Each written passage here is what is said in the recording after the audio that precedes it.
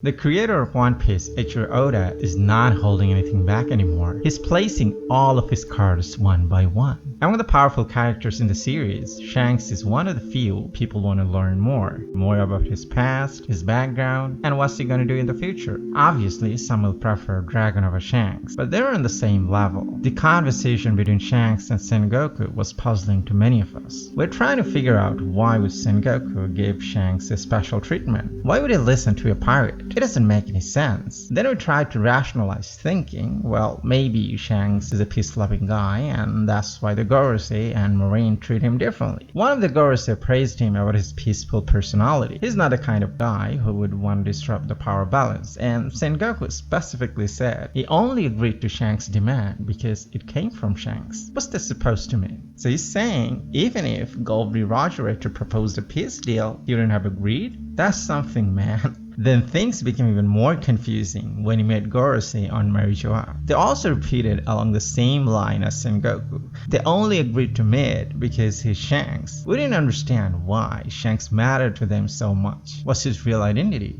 Then we learned about Imu and thought perhaps he has a connection to Imu-sama. But One Piece Film Red gave us crazy information. Shanks is actually from the Figarland family of Marijoa. Someone hid him inside a treasure chest and Roger pirates happened to take that chest away with them. When Roger and the others opened the chest, they found Shanks in it. I don't know why someone would hide him inside a treasure chest. And I also don't know why they didn't try to find that chest after Roger and Garp rescued the Celestial Dragons and the slaves. Well, this is totally my speculation, but things might have turned out like this. Rox the Xebec killed Shanks' parents, but before his mother died, she wanted to make sure to keep him safe. She hid him inside a treasure chest. She wanted to make sure, even if she dies, at least her son would have a chance to live. There is another possibility. After Garp rescued them, the Celestial Dragons of the Figarland family tried to find Shanks, but Roger pirates already left, so they couldn't find him anymore. They couldn't publicize the matter because the D's are the natural enemies of the gods. So if Roger were to find out Shanks' true identity, he might kill him immediately or extort them of something. So in order to save their son's life, they kept their mouths shut. However, when Shanks became popular and powerful, they informed the Gorosei about it. After some investigation, they finally confirmed Shanks' true identity. But he was already notorious by then. Everyone knew he was an apprentice of Roger Pirates and also one of the strongest notorious pirates. So even if they wanted, they couldn't take Shanks back in. Well, maybe it's the other way around. I mean, Shanks didn't want to return. Shanks didn't deny his lineage, but he didn't want to become a Celestial Dragon. It's totally contrast to Doflamingo. I mean, Doflamingo went so length to become a Celestial Dragon again. Yet Shanks, who had the chance to become a Celestial Dragon, yet he didn't want to become one. It's amazing, right?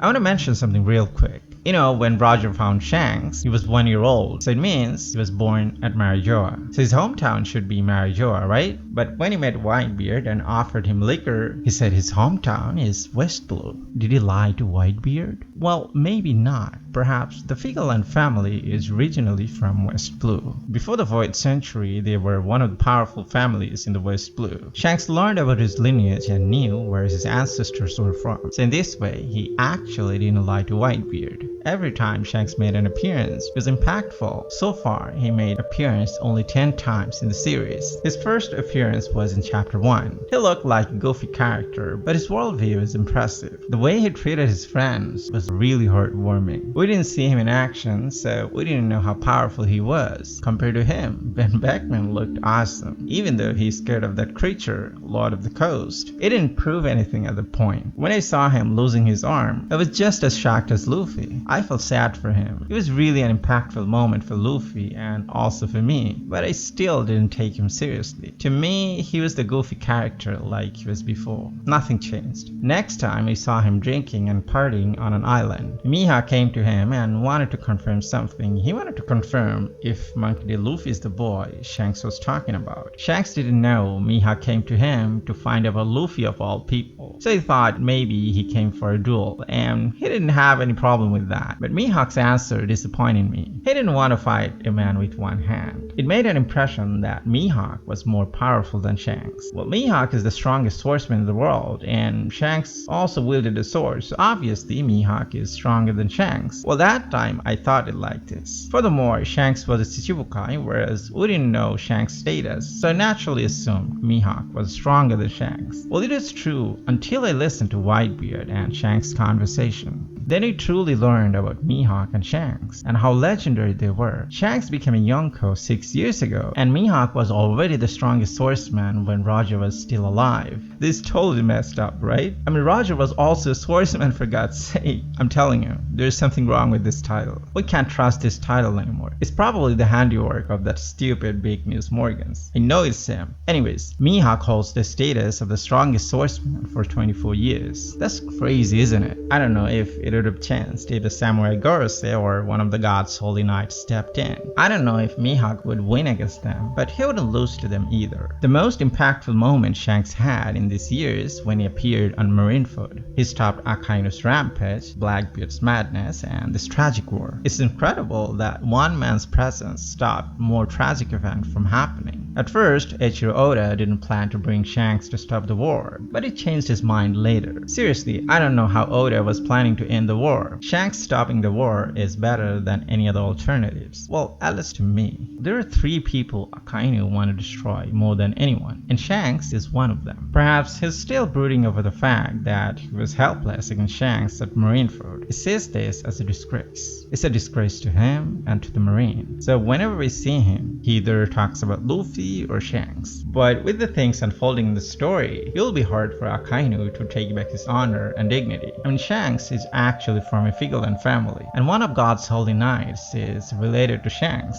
800 years ago, 19 families moved to Marijoa, and Figarland family was one of them. In the world government, there are 5 Gorosei. They're responsible for the external affairs, and there are 9 holy knights, and they're responsible for the internal affairs. Most probably, 19 families fight for the position of 5 posts of Gorosei and 9 posts of holy knights. Holy knights are God's judgmental army. They punish the countries or the people who defy the god. In this case, Imu-sama. Well, speaking of Imu-sama, I want to share something real quick. I'm gonna reveal the craziest thing on my channel. So what is Imu's real identity? I mean, what kind of species he is? Is he a human or a monster? You obviously have seen the symbol of Tenryubito, right? The hoof of a dragon? Now what does Luffy represent? The sun, right? What did fish or tiger replace dragon's hoof with? Sun, right? It's crazy, isn't it? Now let's take a look at Imu's hand. I mean fingers. 1, 2, 3, 4. What does it mean? It means Imu is actually a dragon. A real dragon. And that's why he can live for a millennium. Anyways, due to the event of Lulusia Kingdom, 8 nations refused to pay any taxes to the celestial dragons. In response, they sent holy knights. Perhaps the kingdom of Tanjin, Bestland, Duel, Southfire, Chaco, Rashwan, and 2 other countries refused to pay taxes. Surprisingly, one of the holy knights in the middle looks just like Shanks. He even has the same clothes, same sword, and the same location of the sword. Obviously, he's Shanks' twin brother. If Shanks didn't lose his arm, the position of sword would be different. Maybe only one child from the same family can inherit the Holy Knight status, and the other contender must die. Maybe that's why Shanks' parents hid him inside the treasure chest and make a way for him. I don't know, maybe you can give your opinion in the comment down below. Anyways, one of the other 2 Holy Knights has cowboy hat and the other one has horns. So Dragon didn't take any action until now because the Holy Knights didn't make any move. Now he's planning to hit the floor and go against them on full scale. These 9 Holy Knights should be at least on Admiral level, otherwise I would be disappointed. I mean, Dragon wouldn't have hyped them so much unless they were that much powerful. Well, there's a possibility he's actually Shanks' father, not his twin brother. I don't know why he abandoned Shanks, but it would be fascinating if father and son fight against each other for ideological reason.